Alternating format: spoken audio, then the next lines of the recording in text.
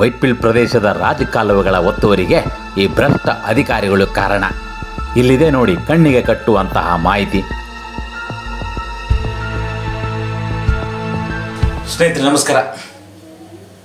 ಇವತ್ತಿನ ವಿಶೇಷ ವರದಿ ಅಂದರೆ ಭೂಗಳ್ಳರ ಅಡ್ಡೆ ಆಗಿರುವಂತಹ ಮಾದೇಪುರ ಕ್ಷೇತ್ರದ ರಾಜಕಾಲುವೆಗಳ ಸುದ್ದಿ.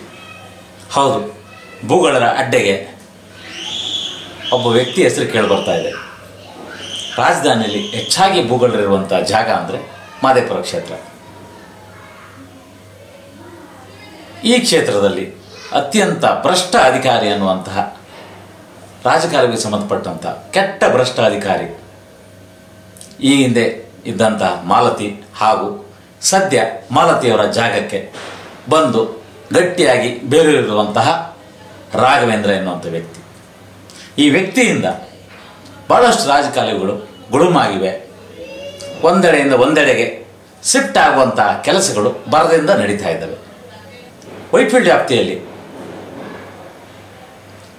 ಇರುವಂತಹ ರಾಜಕಾಲುವೆಗಳನ್ನು ಭೂಗಳ್ಳರಿಗೆ ಅನುಕೂಲವಾಗುವ ರೀತಿಯಲ್ಲಿ ಒಂದು ಕಡೆಯಿಂದ ಮತ್ತೊಂದು ಕಡೆಗೆ ಶಿಫ್ಟ್ ಮಾಡುವಂಥದ್ದು, ಭೂಗಳ್ಳರಿಗೆ ಅಂದರೆ ಅವರು ಮಾಡುವಂತಹ ಲೇಔಟ್ಗಳಿಗೆ ವ್ಯವಸ್ಥಿತವಾದ ರಸ್ತೆಯನ್ನು ಮಾಡಿಕೊಡುವಂತಹ ಕೆಲಸಕ್ಕೆ ಕೈ ಹಾಕಿರುವುದು ಭ್ರಷ್ಟ ಅಧಿಕಾರಿ ಸ್ಟ್ರಾಮ್ ವಾಟರ್ ಡ್ರೈನ್ನ ರಾಘವೇಂದ್ರ ಎನ್ನುವಂಥದ್ದು ಸ್ಪಷ್ಟವಾಗಿದೆ. ಯಾಕಂದರೆ ಈಗಾಗಲೇ ನಾವು ಒಂದಿಷ್ಟು ವರದಿಗಳು ಮಾಡಿದ್ದೀವಿ. ಅದಕ್ಕೆ ಮೇಲಧಿಕಾರಿಗಳು ಎಚ್ಚೆತ್ತುಕೊಂಡಿಲ್ಲ. ಯಾಕಂದರೆ ಈ ರಾಘವೇಂದ್ರನ ವ್ಯಕ್ತಿ ಅವರಿಗೂ ಒಂದಿಷ್ಟು ಬಕ್ಷೀಸನ್ನು ತೆಗೆದುಕೊಂಡು ಕೊಟ್ಟು ಹೋಗುತ್ತಿರುವ ಹಿನ್ನೆಲೆಯಲ್ಲಿ ಈ ವ್ಯವಸ್ಥೆ ನಡೀತಾ ಇದೆ. ಇಂತಹ ಅನಧಿಕೃತ ಕೆಲಸ ಕಾರ್ಯಗಳು ಎಗ್ಗಿಲ್ಲದೆ ನಡೀತಾ ಇದೆ ಅಂತ ಹೇಳ್ಬೋದು. ಈ ರಾಘವೇಂದ್ರನ ವ್ಯಕ್ತಿ ಅರವಿಂದ ಲಿಂಬಾವಳಿ ಹಾಗೂ ಮಂಜುಳಾ ಲಿಂಬಾವಳಿಗೆ ಪರಮಾಪ್ತ ಎನ್ನುವುದರಲ್ಲಿ ಒಂದು ಮಾತಿಲ್ಲ. ಯಾಕಂದರೆ ಈತನ ವಿರುದ್ಧ ಎಷ್ಟೇ ದೂರುಗಳು ದಾಖಲಾದರೂ ಕೂಡ ಆತ ಮಾದೇಪುರ ಕ್ಷೇತ್ರದಿಂದ ಮಾತ್ರ ಬದಲಾವಣೆಯಾಗಿಲ್ಲ, ವರ್ಗಾವಣೆಗೊಂಡಿಲ್ಲ. ಸುಮಾರು ವರ್ಷಗಳಿಂದ ಲಿಂಬಾವಳಿಯವರು 15 ವರ್ಷ ಇದ್ದರು ಶಾಸಕರಾಗಿ. ಅವರ ನಂತರ ಈಗ ಅವರ ಧರ್ಮ ಪತ್ನಿ ಮಂಜುಳಾ ಲಿಂಬಾವಳಿಯರಿದ್ದಾರೆ. ಈಗ ಕೂಡ ಆ ವ್ಯಕ್ತಿ ಗಟ್ಟಿಯಾಗಿ ಬೇರೂರಿದ್ದಾನೆ. ಬಡವರ ರೈತರ ಜಮೀನಿನಲ್ಲಿ ರಾಜಕಾಲುವೆಗಳನ್ನು ಶಿಫ್ಟ್ ಮಾಡುವಂಥದ್ದು, ಭೂಗಳ್ಳರು ನಿರ್ಮಿಸುವಂತಹ ಲೇಔಟ್ಗಳಲ್ಲಿ ರಸ್ತೆಗಳಿಗೆ ಮಾಡುವಂಥದ್ದು, ಭೂಗಳ್ಳರ ಜಾಗದಲ್ಲಿರುವಂತಹ ರಾಜಕಾಲುವೆಯನ್ನು ರಾತ್ರೋರಾತ್ರಿ ಲೈಟ್ ಹಾಕಿಸಿ JCB ಮೂಲಕ ಕೆಲಸ ಮಾಡಿ ಬೇರೆ ಕಡೆ ಶಿಫ್ಟ್ ಮಾಡುವಂಥ ಕೆಲಸವನ್ನು ಭಾಳ ಸರಳವಾಗಿ ಮಾಡ್ತಾನೆ. ಇಂಥ ವ್ಯಕ್ತಿಗೆ ಅರವಿಂದ ಲಿಂಬಾವಳಿ ಮಂಜುಳಾ ಲಿಂಬಾವಳಿಯ ಸಪೋರ್ಟ್ ಸಂಪೂರ್ಣವಾಗಿರೋದು ನಮ್ಮ ಗಮನಕ್ಕೆ ಬಂದಿದೆ. ಆ ಸಂಪೂರ್ಣವಾಗಿ ಸಪೋರ್ಟ್ ಇರೋದ್ರಿಂದ ಈ ಕೆಲಸ ರಾಘವೇಂದ್ರ ಸದ್ದಿಲ್ಲದೆ ಎಗ್ಗಿಲ್ಲದೆ ಮಾಡ್ತಾ ಇದ್ದಾನೆ. ಈಗಾಗಲೇ ಇದರ ಬಗ್ಗೆ ಸಾಕಷ್ಟು ದೂರುಗಳಿವೆ. ನಮ್ಮ ಸಂಸ್ಥೆ ಕೂಡ ಈಗಾಗಲೇ ಆತನ ವಿರುದ್ಧ ಕೆಲವೊಂದು ಕಡೆ ದೂರುಗಳನ್ನು ಕೊಟ್ಟಿದೆ, ಈ ಥರ ಈಗ ಮಾಡ್ತಾ ಇದ್ದಾನೆ ಅಂತ. ಆದರೆ ಯಾವುದನ್ನು ಕೇರ್ ತಗೊಳ್ತಾ ಇಲ್ಲ ಮೇಲಧಿಕಾರಿಗಳು. ಯಾಕಂದರೆ ಈತ ಸ್ಥಳೀಯ MLA ಅವ್ರ ಜೊತೆಗೆ ತುಂಬ ಚೆನ್ನಾಗಿದ್ದಾನೆ, ಅವ್ರಿಗೆ ಏನೇನು ಕೊಡಬೇಕು ಕೊಡೋದನ್ನು ಕೊಟ್ಟು ಚೆನ್ನಾಗಿದ್ದಾನೆ ಅನ್ನೋದನ್ನು ನಮಗೆ ಲೋಕಲಲ್ಲಿ ಅದೇ BJPಯ ಕೆಲ ಮುಖಂಡರುಗಳಿಂದ ತಿಳಿದು ಬಂದಿದೆ. ಜನರು ಕೂಡ ನೇರವಾಗಿ ಮಾತಾಡ್ತಾರೆ. ಈ ರಾಘವೇಂದ್ರ ಎನ್ನುವಂತಹ ಮಹಾಭ್ರಷ್ಟ ಲಿಂಬಾವಳಿಗೆ ಪರಮಾಪ್ತ, ಅವರನ್ನು ಇಟ್ಕೊಂಡು ಯಾವುದಕ್ಕೂ ಹೆದರದೆ ರಾತ್ರೋರಾತ್ರಿ ರಾಜಕಾಲುವೆಗಳನ್ನು ಶಿಫ್ಟ್ ಮಾಡುವಂಥ ಕೆಲಸ ಮಾಡ್ತಾ ಇದೆ ಅನ್ನೋದು ಈಗ ನೋಡಿ ಗಮನಿಸ್ತು. ಈಗ ನಾವು ತೋರ್ಸಕ್ಕೆ ಹೊರಟಿರೋದು ವೈಟ್ಫೀಲ್ಡ್ ಸರ್ವೆ ನಂಬರ್ 35, 36 ಹಾಗೂ ಅದರ ಆಸ್ಪಾಸಿನಲ್ಲಿರುವಂತಹ ಸರ್ವೆ ನಂಬರ್ನಲ್ಲಿ ಕೆಲವು ಕಡೆ ರೈತರ ಜಮೀನಿದೆ, ಮತ್ತೊಂದು ಕಡೆ ಭೂಗಳ್ಳರು ಅನಧಿಕೃತವಾಗಿ ನಿರ್ಮಾಣ ಮಾಡಿರುವಂಥ ಲೇಔಟ್ಗಳಿದ್ದಾವೆ.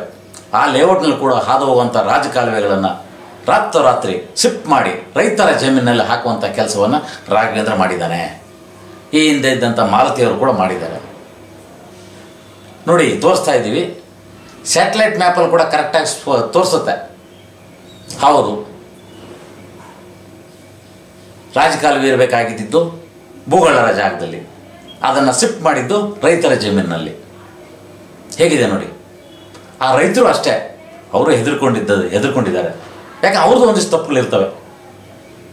ರಾಜಕಾಲುವೆ ಬಫರ್ ಝೋನ್ನಲ್ಲಿ ಮಾಡಬಾರ್ದಂಥ ಕೆಲಸ ಮಾಡಿದರೆ ಒಂದು ಹೇಳಬೇಕಂದ್ರೆ ಇಲ್ಲಿ ಒಬ್ಬರಿಗಿಂತ ಒಬ್ಬರು ತಪ್ಪುಗಳು ಮಾಡಿಕೊಂಡು ಸಿಕ್ಕಾಕೊಂಡು ನರಳುವಂಥದ್ದು. ಅದರಲ್ಲಿ ಭೂಗಳ್ಳರದು ಈ ಭ್ರಷ್ಟಾಧಿಕಾರಿಗಳ ಹಾವಳಿ ಜಾಸ್ತಿ ಆಗ್ತಾ ಇದೆ, ದಿನೇ ದಿನ ಜಾಸ್ತಿ ಆಗ್ತಾ ಇದೆ. ಈಗ ನಾವು ತೋರಿಸ್ತಾ ಇರೋದು 35-36 ಸರಿ ನಂಬರ್ ಹಾದು ಹೋಗುವಂತಹ ಬೃಹತ್ ರಾಜಕಾಲುವೆ ಇದೆಯಲ್ಲದ ಅದನ್ನು ಸಂಪೂರ್ಣ ಕಬಳಿಸ್ಬಿಟ್ಟಿದ್ದಾರೆ.